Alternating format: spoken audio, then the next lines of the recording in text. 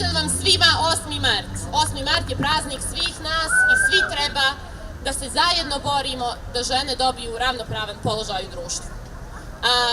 Kada pričamo o ženama i gradu, kada pričamo o ženskom pokretu i gradu, to je priča koja jedna od druge neodvojiva.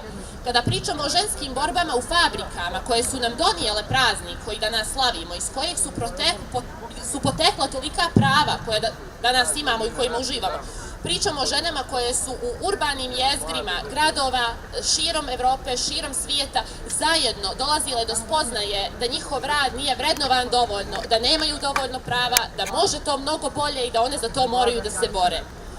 Kada to gledamo iz perspektive 2018. godine, iz onoga što danas živimo i kako živimo, nemamo više fabrike.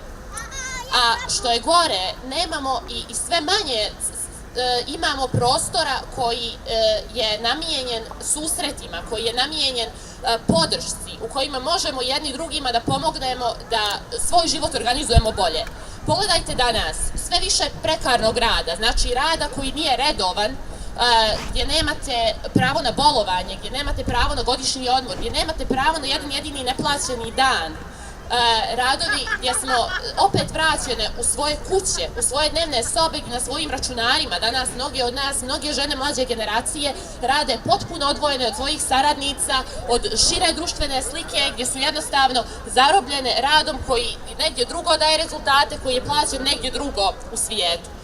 To nas opet vraća na ono protiv čega smo se borile poslednjih 100 godina, da ne budemo zatvorenice svoje kuhinje, da ne budemo zatvorenice svoje dnevne sobe, da se povežemo i da rasporedimo pravednije društveno rad koji se odnosi na brigu o domu, na brigu o mlađima, na brigu o starijima, koji ne treba napadne na ženska pleća.